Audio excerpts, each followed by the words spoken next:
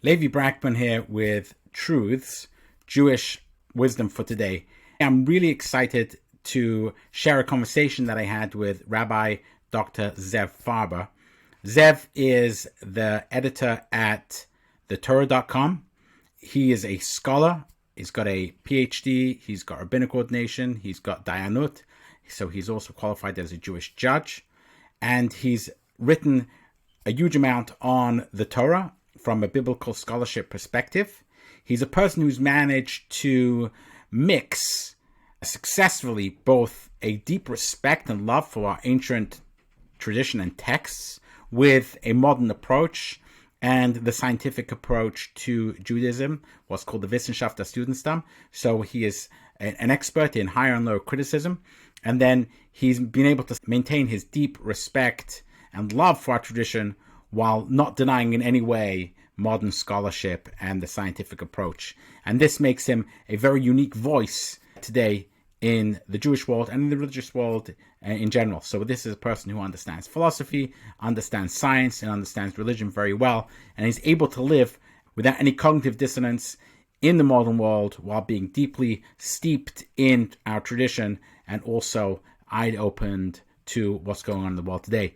And I'm sure that you're going to enjoy this conversation as much as I did. Zev is a man of deep insight and has presented really an interesting approach to how we can have both a deep grounding in tradition as well as live a modern life and without any cognitive dissonance.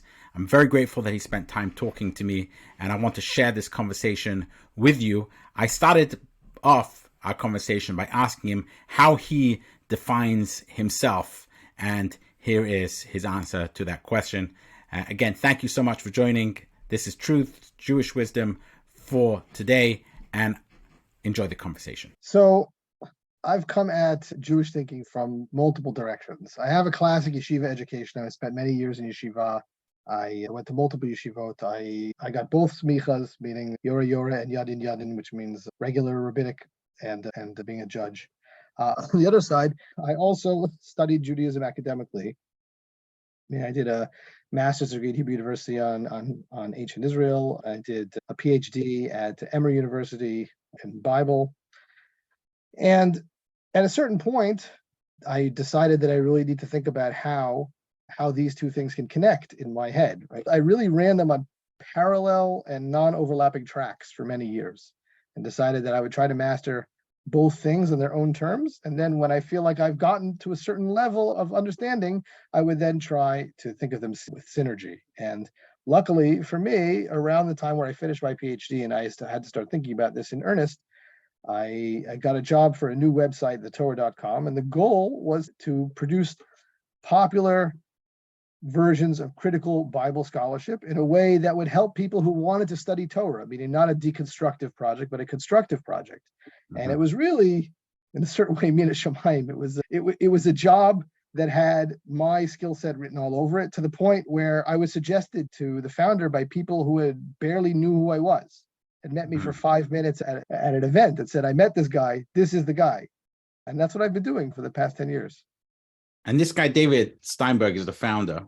Yes, David Steinberg, who is the founder. He was originally an Aish Torah rabbi involved in Kiruv, bringing people closer to Judaism, and he decided that he wanted to bring people closer to Bible criticism.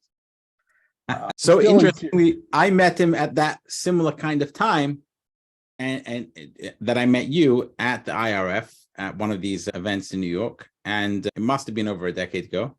Yeah, and he and I also became friends. And interestingly, we both from England and similarly have gone through different kind of journeys. So how you would define yourself, because you've not been without some controversy in the biblical scholarship, because you, as you say, you're coming from a perspective of deep tradition and yeshiva, and not just a rabbinic ordination, but also judgeship, dayanut. And then you have biblical scholarship, and then there's a chasm which you had to bridge in some kind of way. So talk a little bit about that, and then how you define yourself within the communities in general. So this was something that bothered me for a long time. And I think that there was a kind of lie or untruth that was simmering in the back of my head since at least high school, that you don't get to be a participant, a full participant in Torah life unless you accept a dogmatic take on it, right? I used to call it the cheeseburger speech, right? I literally remember my high school Rebbe making it, right? If you don't believe that the entire Torah, the Torah Shebechtav and Torah Shebal Peh, right, written in oral Torah, were given by God to Moses at Mount Sinai, then the whole thing is meaningless. Go have a cheeseburger. Yeah. Interestingly, I had a similar take to that. I was at a synagogue here in New Haven, where I was asking a question about, I won't go into the details, but the guy basically said to me, why don't you just take off your kippah then? So it's the same thing. Same argument. Yeah. No, it's the same thing. And it presents as if it's an argument. It presents as if it's telling you the only value to this is because God said it. And if you don't believe that God said it, then there's no value to it. So why are you here? But what it really is, a threat made out of weakness. And this is something I learned actually even sharper from a colleague of ours, of Herzl Hefter, who called me after all this, who defended me when the whole fight broke out with the Torah.com, and said, you know what the problem is? The people who attack the Torah.com, they don't actually like the Torah. Because if you see the only value in it is because God said it, so you have to. So what it means is it's unpleasant, it's unmeaningful. But if God literally is going to strike with a lightning bolt, if I don't do it, right, it's like medicine. If I don't take the medicine, I'm going to die. Okay, so I take the medicine. If the medicine doesn't work, for sure, I'm not going to take it. It's insane. But there's other people, and I felt this about myself. I liked being religious. I liked my relationship with Torah. I liked my identity. I didn't. So it took me a while to say, no, you don't own this. You guys with your threats and if you don't believe blah, blah, blah, you can't be part of this. You're not legit. You know what?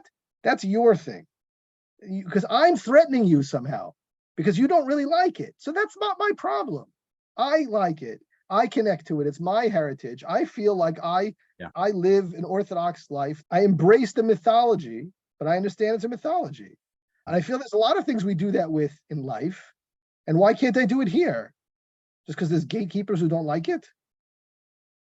That's really interesting because it's part of what I want to explore. And we had in our preamble a little bit of a conversation around this, explore this concept of, on the one hand, you have, I'll give you an example of it. So I was at a synagogue recently, and the rabbi said that he strives to have a synagogue in which what was going on in the synagogue would be intellectually congruent to Maimonides, which sounds wonderful. But then when you go into the synagogue, you ask that question. I would say that rabbi, I don't know that rabbi, so I'm only speaking from impressions of what he said. But I would say that to some extent, my cynicism about people saying they're like Maimonides is in the opposite direction. When I think about Maimonides, I have a few different, very overlapping and very contradictory emotional experiences with Maimonides. I went to a yeshiva that was Rambam to the hilt. Yeah. Everything that was not more Nevuchim philosophy was epicursis, and it was kfira, and basically 90% of Orthodox Judaism are not even going to Olam Haba because they believe in an anthropomorphic God. And that was the yeshiva I went to when I was younger. Forget it. Forget about the wine from the Chabad or any of them. It's all usher. Yeah, because so in other words, if you didn't have a negative attribute theology of God, you were basically an idolater. So I found that to be a very limiting thing. First, I found it to be just socially and morally unpalatable. But on top of that, I also found it intellectually silly at a certain point because Maimonides' views of the world and so many things are so dead wrong. He was a brilliant man, maybe one of the most brilliant men in the past 2,000 years, but he lived 800 years ago. His conceptions of things are wrong so many times. My problem is when the yeshiva says what it means to be Maimonidean is to literally accept his specific views, as opposed to what I would say is to be inspired by a man who was able to synthesize the knowledge in his age and come up with something. That was amazing. That Rambam inspires me. But to tell me that I have to accept his specific views is, to my mind, absurd. We've had hundreds of years. Newton, for sure. If Newton was here right now, he'd for sure be into quantum physics. He wouldn't say, no, I don't do that kind of thing. I have an old theory of gravity. It works fine. What do you need all this new stuff for? He would not say that. I'd like to believe, though I don't know, I'd like to believe that a Rambam who lived nowadays would be more or less, where I am. Meaning more or less someone who wants to incorporate what is the cutting edge thinking of this world. He did say that if Aristotle was able to prove the eternity of the universe, he would reread. Yes, he did say that the creation story to fit in with that. Yes. So in other words, like he was very open to rereading based on new evidence that came up. That was part of the way he thought. So I'd like to think that Maimonides would be able to see things like feminist critique or gender critique and look it in the face and look at real studies and try to really understand it, as opposed to the traditionalist attitude, which is that this is not the way the Torah has been, and therefore it can't be the Torah, what the Torah ever will be. We are in alliance with ancient viewpoints at the end.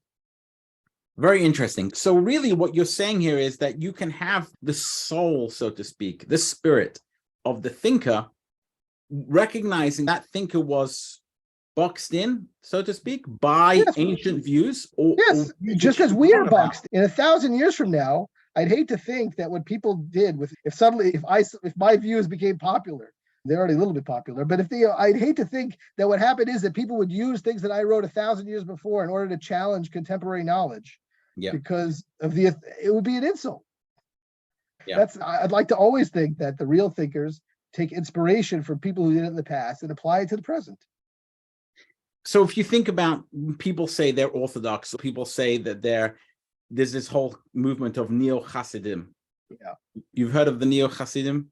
Yes, but I don't know that much about it. So you'll have to explain a little. Neither do I. About it. I don't consider myself part of them necessarily. You've got these people who they say, I'm still a Chassid, because they appreciate the spirit of the teachings of Chassidut, but they're not necessarily taking upon themselves they're not burdened by a lot of the ideas that Chassidut have, which are perhaps an anathema to someone who lives today. And so a lot of people from within a tradition would say, well, what are you talking about? You're not a Chassid. What are you talking about? You're not Orthodox. You're not Maimonidean, etc., Judaism, whatever you want to call it. Right. But your retort to that is that I'm living within the spirit of it, just not burdened by some of the things they were wrong about it. Is that? Yeah, so I think that when you say Maimonideans, I don't know if I would call myself a Maimonidean. So it depends, I guess a lot of it depends on how much a particular thinker is dominant in your head. And I don't know if Rambam is that dominant for me, but I feel like there's a difference between saying, I see myself in the tradition of these thinkers or these religious traditions, which I feel are the things that move me, although in my own cultural and intellectual context, is different than the kind of team or nationalistic approach where, no, I like the Miami Dolphins and I hate all the other teams, and there's no reason or rhyme or reason for it. It's just, that's my team, it's my colors. I hate to think that my relationship with ancient traditions or scholars or whatever is basically that two-dimensional. I've hooked my identity onto theirs. I really don't think whatsoever about what they think. It doesn't matter. I'll tell you a thought that once popped into my head, right? I don't remember why, I was teaching in a shul about 15 years ago. And if I had asked, this is what I was thinking when I was talking, somehow something from Tzefania came up. If I were to announce in this standard modern Orthodox shul, no one there is a Bucky in Tanakh, right? So if I were to announce that, you know what, I don't believe Tzefania was a real Navi. I believe he faked it. They would call me an epicurus. They would say that, how could you say such things in the Tanakh? You're out. You're questioning one of the biblical figures, yes, like whether they actually physically existed, and that would be considered heresy. No, so I'm saying something worse. It was just a thought experiment. If I had said, I don't believe he was a real Navi, I believe that he was a fake prophet. He was a fake. If I said something that sort of stung in our tradition, people would say that is a totally illegitimate thing to say. You're out. If I had said, can anybody here name anything Tzefania ever said? Just tell me, what's in the book? It's only 3 chapters. The answer is no one would have any idea. It's not about the meat. It's not about that. It's about a kind who's in and who's out. Yeah, it's a kind of loyalty thing. It's a kind of identity. In my identity, you don't say there's anything wrong with Tanakh. In my identity, you don't question the moral whatever of this. And I think that is not a healthy way to relate to a tradition. That is an insecure way. We live in a big world, and some people want the protection of, I don't have to think, I don't have to look at the world myself. I picked a thing. That thing protects me. It's got an army, an intellectual army in this case, as opposed to a national army. And that's it. I live behind that wall and I don't have to deal with it. I don't have to think about it at all. Yeah. So I just know what is okay, what is not okay. It's safe. So I feel like that's not what I want, but I don't think that I like to envision living in, let's say, Orthodox lifestyle or living in the Orthodox community means I have to be that kind of person. I know that many Orthodox people do feel that way, but I'm challenging that. We were talking earlier about having a teacher. So what the other thing which we're finding today is that you have all these, there's something which is really beneficial about living in a community like that has those. So part of living in a faith community, my argument has always been, if you live in a faith community, really that means that you share dogmas with those people. What does a faith community mean?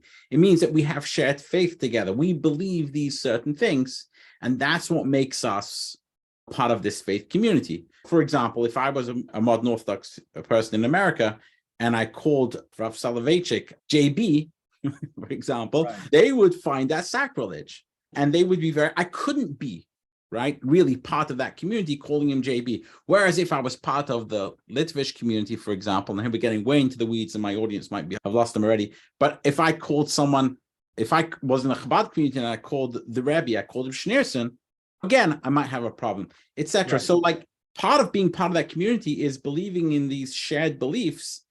And if I somehow rebel against them or I say I don't believe in them, then I'm no longer part of that community. The benefits of being part of that community, though, are that you have fellowship and love and shared experiences and all these and support which come together with it. So can you really say I am part of this community when I don't share the faith of the community in the same way? On the other hand, is it better to say, look, I'm just not part of it, or to say, no, I'm still part of it and you have to accept me, and stop having such a rigid view of what that faith community is? Do you see what I'm saying? So I think that there are points in between those two extremes. Okay. And I understand that many people, especially in the faith community, prefer that extreme, meaning that because gradations are threatening. But I think that what happens is, even in the Orthodox community, so I'm a member of two different shuls in Zichron Yaakov where I live. I'm not a rabbi of a community. One is what you might call a very standard, slightly left, modern Orthodox, or let's say open Orthodox community.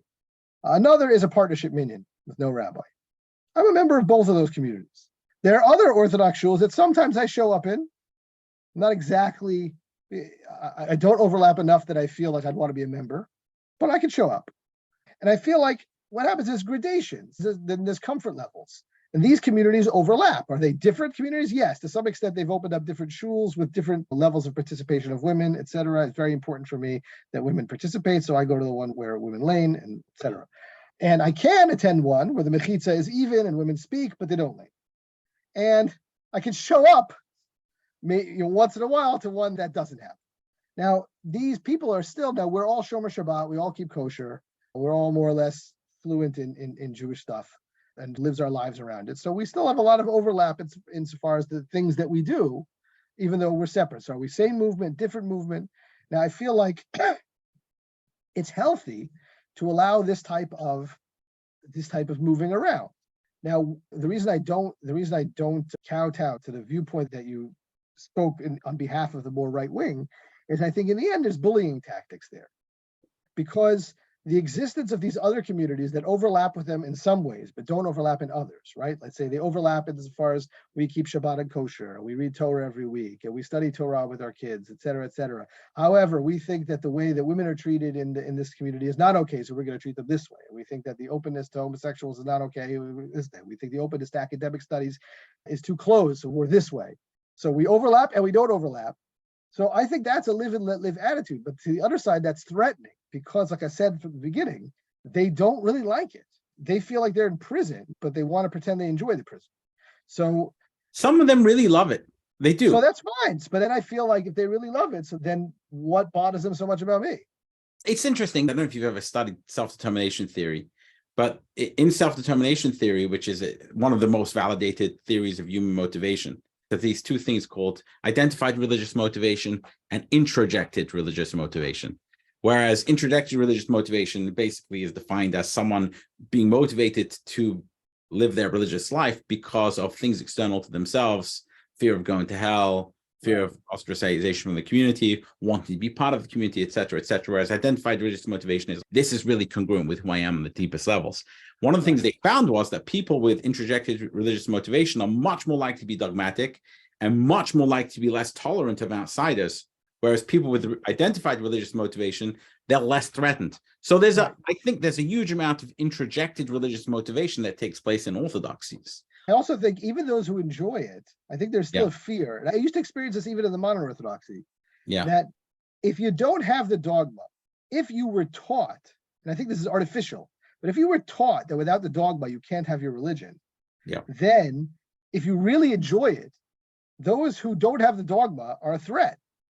Because if they take away your dogma, they're also ipso facto going to take away your religion. And you don't want that because you like this. But you were told that you can't have it without the dogma. I feel like I'd be much healthier if we told from the beginning you can have it. The dogma can be myth. We have lots of things that are myth that are very important to us. The truth is, almost everything that's important to us is myth. The analogy I always use is with our spouses or with our children. We say, let's say our children. I feel like my children are the greatest kids in the world. I feel it. I really do feel it. Now, someone would ask me, is that a factual claim? Do I want to put them up against other people's children and evaluate? And is it all 6 of my children? Or do I have one that I think is a really good contender for best child in the world? I would say, this is ridiculous. That's not, it's a myth, but it's a myth. And it can be both true. By the way, my kids can be the most amazing kids in the world, and so can your kids to you be the most. And they don't contradict. But that's because we're not looking at it as a scientific, factual statement. Meaning only Lincoln or someone else can be the 16th president. That's a factual statement. I could be wrong, but he wasn't, or he was, right? But that's a fact. If you have another contender, we are arguing. We're not agreeing. But when we're expressing feelings, so when I say, I think the Torah is divine, and someone says, why? I feel that way about the Quran. I don't feel it's a contradiction. I don't feel that way about the Quran. I don't have that relationship with the Quran. It's not a criticism. It's just that's not my relationship with it. I have a relationship with the Torah. That I feel that's divine. But if you're saying, no, which one factually did the divinity of the world state? So we can either both be wrong or one of us can be, we can't both be right. So I think that it's very important. I think that if I have a mission at all, is to push against this fundamentalist idea that discussion of religion is like a scientific discussion in which we're making propositions. And you and I basically are completely aligned with that. And one of the reasons why you were on actually probably the first email I sent to come on this podcast was because this podcast is called Truths rather than Truth. And the reason why it's called Truths is because truths, there can be many truths. It's very different than the one truth. And my sense of the Torah and religion in general is that it's here to present truths rather than the truth. And people completely mix up the genres. The word emet is found in the Torah only as it is together with chesed, with kindness. So truth and kindness are really seen on the same level, I think. You probably know and probably have a view on this, which is much more nuanced than mine. But the idea here is that the idea of empirical truth is not discussed in the Hebrew Bible, as far as I know. It's hard to think about when it would. They didn't have much of a scientific, but now we use that framework, and I think it's very important that nowadays we really learn how to distinguish between when we're talking about fact.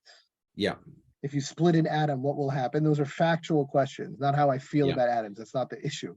But not to bring religion into that world. Bringing religion into that world is harmful to religion. It's harmful to us. It's harmful to truth. It's harmful. And my point about the more right-wing communities, I feel like because they feel they're going to lose their religion if they open themselves up to these things, I don't feel they will. I feel like if religion survived Copernicus, it could survive anything. Because to my mind, the greatest revolution was that we, the humans, are not the center of the universe, meaning it wasn't all created for us. And nowadays, forget just the sun being in the center. We're in a tiny little part of a galaxy and a cluster, a super cluster. Forget it. The idea that we matter to the creator, that we were the plan, is so patently absurd from a logical perspective, but still we feel it. So to my mind, it just means that it's part of human nature to look for the meaning of the universe for us. So I think religion will be fine. It'll survive Bible criticism, it'll survive all these things, but it's better for us to drop. But ironically, it might not survive us lying about what it is. Yeah, I agree I think that type of attitude creates teams. But it doesn't just create teams. It creates young people aren't stupid. They get it. They understand. I had some younger people around my table on Shabbos, and people in their 20s. And I was like, what is the difference between our generation and their generation? I mean, we got into this conversation. And the answer one of them came up with, he said, it's the internet. He said, what you have to understand is that we were brought up with access to the internet with all this information out there, stuff which we just weren't exposed to in that kind of way because our teachers were able to control what we were exposed to, our parents control to the kind of things that we were taught. And they controlled those types of things much more easily when we were kids. Today, the kids are just exposed to it. And if you lie to them, they're going to know it. So what's the point of lying to them and tell them that religion is the same as science? My more cynical view or more pessimistic view than what you suggested is that I think that's true, but I think there's another side to that, which is a dark side. Yes, for those who are open-minded and looking for that, so yes, but we also have so many more rabbit holes that people could fall down in sort of bizarre fundamentalist views that were discredited entirely when we were kids are coming back, whether it's forms of prejudice or forms of fundamentalist religion, forms of misogyny. And to take the most ridiculous thing, and because this one really helped me understand what I was seeing. I see it in Israel, I see it in America. Flat Earth. As a kid, I knew zero people who thought the Earth was flat. Zero. I never met anyone who thought it. But probably there were people who were kicking it around in their head and were afraid to say it. But now you can go on the internet. You can join a Facebook group and find 50,000 people across the world, which is 0.000. It's nothing. It's a statistically meaningless number. But it feels like a lot. And you could post some idiotic thing and someone else could say, oh, wow, I had thought the same thing. And you get these bubble worlds of viewpoints that you just, how is this happening? And the answer is because they get validation where you live in a little town and no one else thinks that way. You're too embarrassed. You don't go down that rabbit hole. So I feel like we're also seeing weird levels of extremist viewpoints that are hard to wrap your head around. And that's also the internet. It's also postmodernism, to get into another thing, which is the really interesting, like nothing's true. There is no truth, right. Which is postmodernism. I think, a lot of people like it on the one hand, but it has this pernicious kind of aspect to it where it's the other part of it, right? Which is if everything's equal. And this idea of conversation I had previously with my previous conversation on the podcast about everyone can be a leader. If everyone can be a leader, then you don't have any followers. You don't really have any leaders, right? If everything's true, then there's no truth. If nothing's true, in other words, at some point, the Talmud we learned, I don't know if you do that, Yomi, but the Talmud last week spoke in Gittin, talks about this idea of a poor person, that if you hear that someone died, believe them. But if you hear a poor person became wealthy, don't believe them. There's this concept of, because there's this fundamental thing that there are some people who are poor. Not everyone's wealthy. Not everyone can ever be wealthy. It's just, and the wealthy people need to give charity to the poor.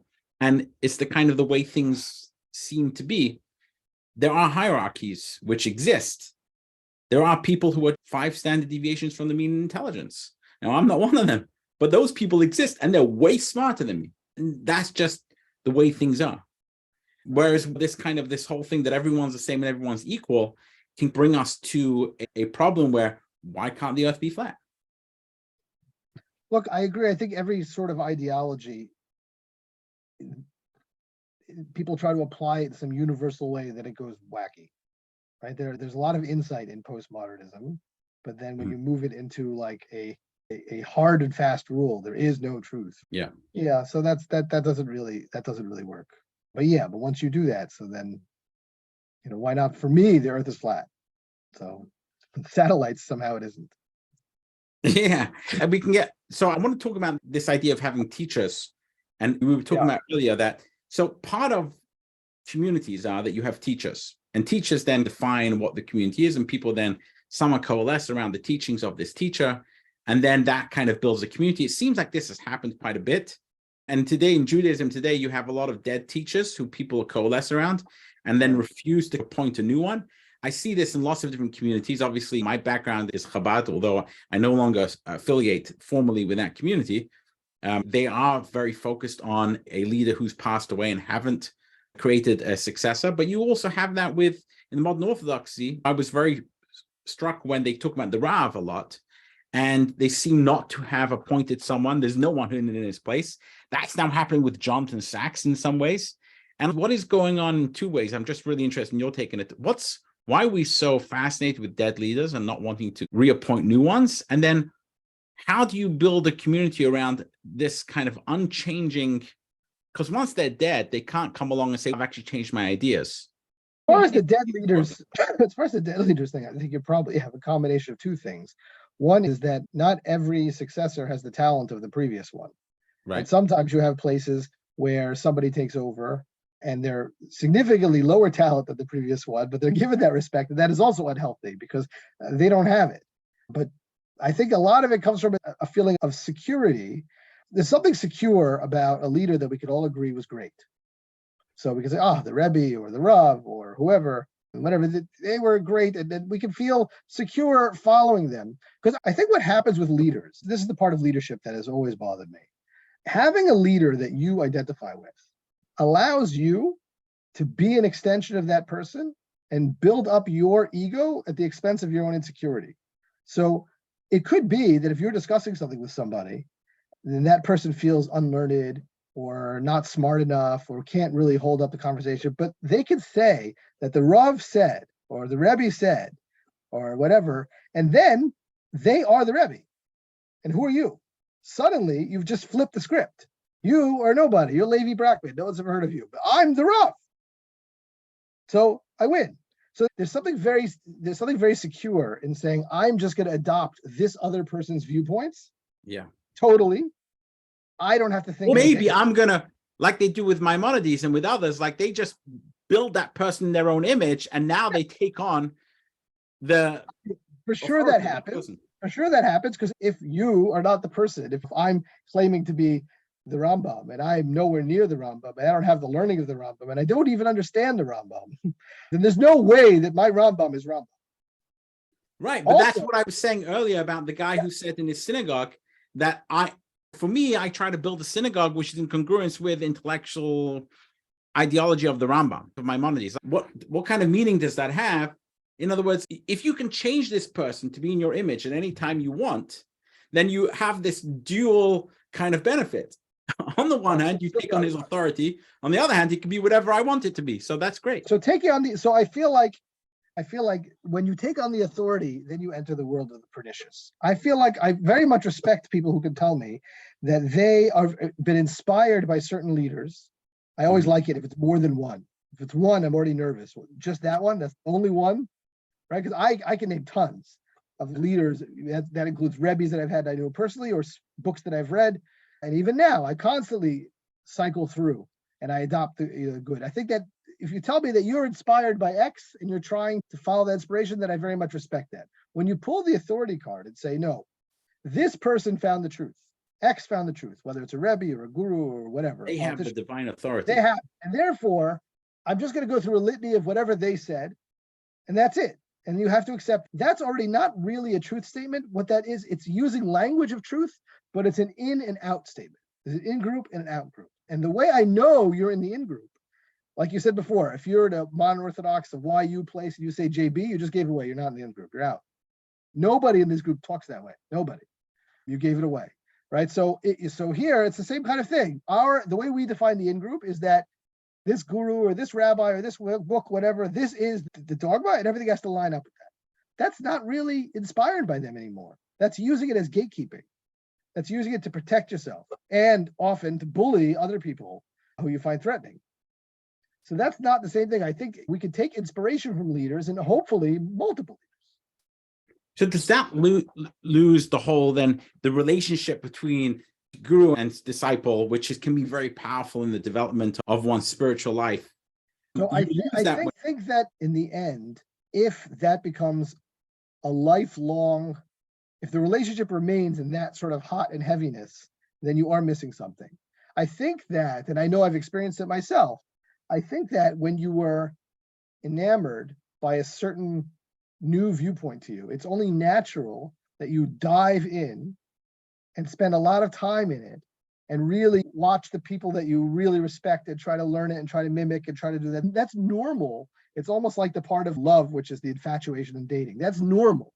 Yeah. But at a certain point, when you've now built the connection, you say, okay, now I understand how this worldview works, whether it's religious or intellectual or spiritual or whatever it is. I get it.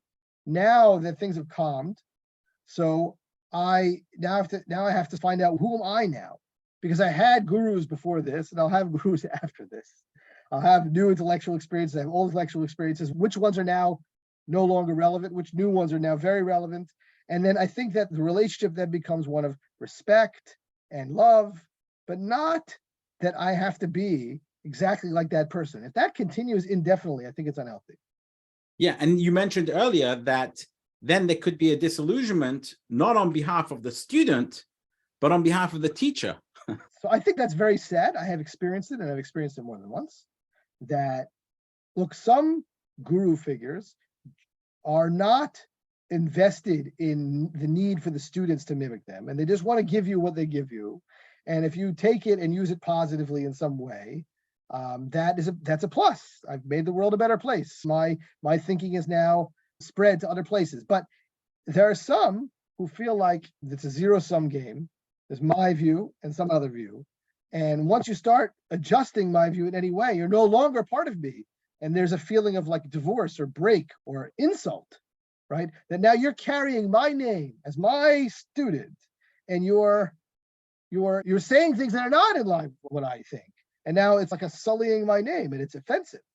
And I feel that is very unfortunate. And I think that's a weakness in the guru's own view of themselves, of who they're supposed to be, what their relationship with the student is supposed to be. I don't think it's a good thing. Yeah, but you do find that quite a bit amongst Hasidiyot. That is those communities, if they dress the same way as their teacher, as their Rebbe, etc. And then if they start espousing views which are dissimilar to the Rebbe, then you're now not really in that community. So it's the threat to the community members, especially the community members who have not really tried to reach the intellectual excellence of the Rebbe, but just this is the identity they wanted, they bought it, they're doing it, leave them alone and don't mess with it. I understand them a little better. I don't like it, but I understand it. But that the Rebbe or guru himself or herself can't distinguish between someone gaining inspiration and someone who just wants the jacket, so to speak, of the group, that's unfortunate, because I feel like an intellectual leader, a community leader, should be someone who did that themselves. Yeah. Who learned from multiple teachers, who synthesized and came up with their own thing, who are hopefully constantly growing themselves and learning more. That's what I would hope. And I would hope that they could see a fellow traveler. Yeah. Yeah. But very often I think that what happens is that part of this, you don't have a community. That's the issue.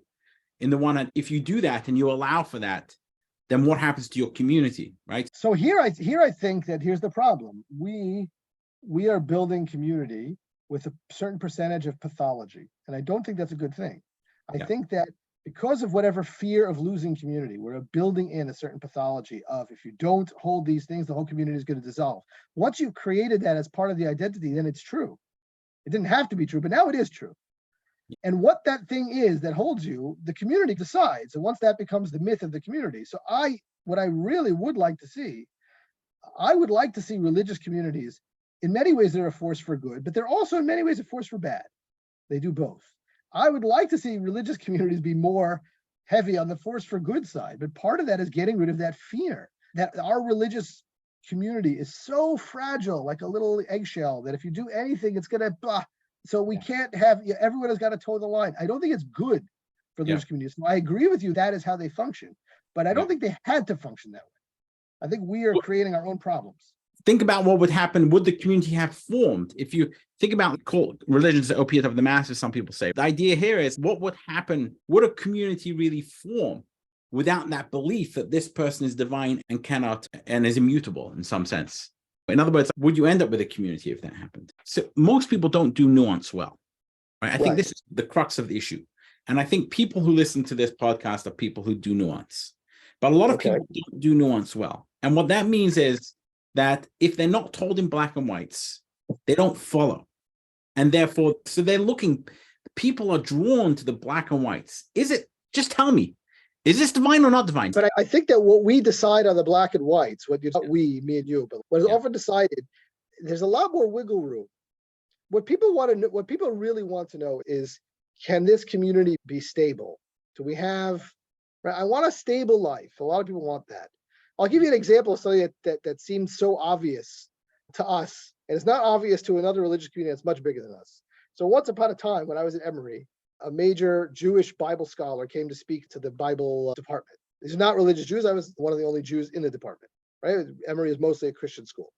And most of my fellow grad students and certainly the professors were mostly Christians. And he was a documentary hypothesis guy, right? Documentary hypothesis is the idea that the Torah was put together but 4 or 5 different documents and woven together. And he's explaining about the documents, those 4 different documents, J, E, P, and D. And in the time of the Persian period, this is his theory that they were woven together, et cetera, because there needed to be one major document of the region of Judah. Fine, whether one buys it or not.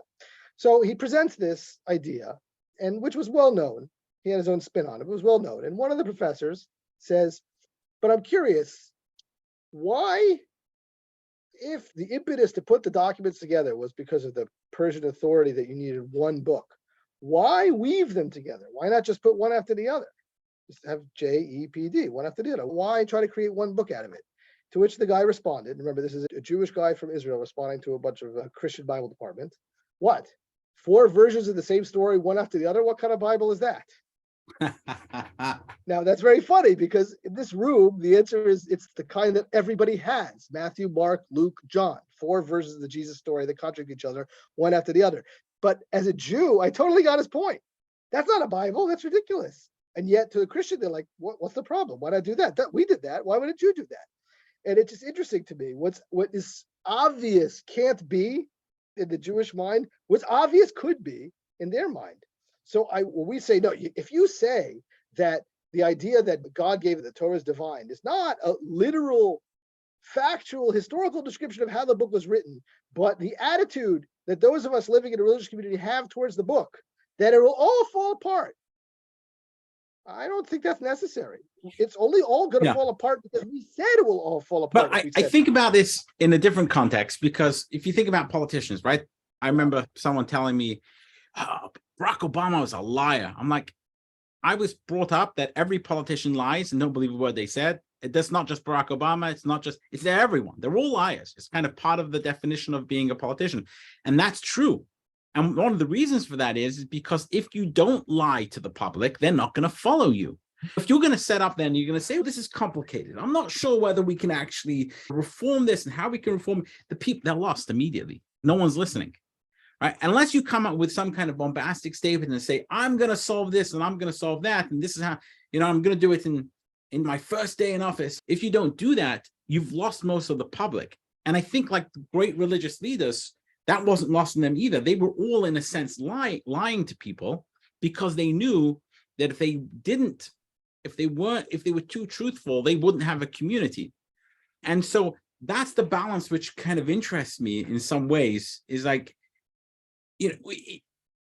how do you both present nuance and also present it, not bring everyone along with you? I think it's a hard question. I think there's no way to do it perfectly. And the truth is, I know one of the things when I have to ask myself through my own theology, what are the things that I lose, right? Because everything is pluses and minuses, right? There's no philosophy or theology to come up with that. It's all the pluses. Oh, look, I found the perfect one. There's nothing wrong. So I realized that one thing that is lost in the theology I present is the shouldness. People want a shouldness, right? Yeah. Well, what I mean is this. You could say, I find deep religious life very meaningful. I find it connects me to my past. I find it connects me to the universe, connects me to God, connects me to fellow Jews, gives my life purpose. All those things are great. Now, someone else says, you know what? I don't experience that. So then I don't know what to tell you. So then if you don't experience that, so I suggest you find something that you do experience that in. I don't know what to tell you. But I think people want more than that. People want to know that they're not just they're doing a meaningful thing and a good thing, but that they're doing the correct thing. Yeah. And I feel like in religion, I can't give that to you. I don't know what the correct thing is. I don't know how to demonstrate that my religious experience is somehow better than another religion's religious experience, and that therefore people should do what I do and not what they do. And I think that is a hard thing for some people to stomach. They want shouldness, and I can't offer it. Yeah, but most honest people can't. In other words, this idea, we were still discussing at the table on Shabbat, this idea of what is the most rational approach to belief in God. And someone, young person at the table, said being an agnostic is the most rational approach. Now, that doesn't mean that if My rational approach is being agnostic, but then I still believe that there's a God. Now, that's a matter of belief. I don't have evidence for it. I don't have proof. I understand that all the various proofs which have been given for God are not rock solid proofs, and there are counter arguments to all of them, but I choose to believe that there is a God, and this is the nature of that God. Now, that's my personal belief. The problem then I have is then, why should you accept my personal belief? Right. This is actually a truth that I believe in, and I've connected to it. I have knowledge of this in the biblical sense, but not in the scientific sense. And if that's the case, I can't now tell someone else they ought to do it. That takes away a very significant. I get it.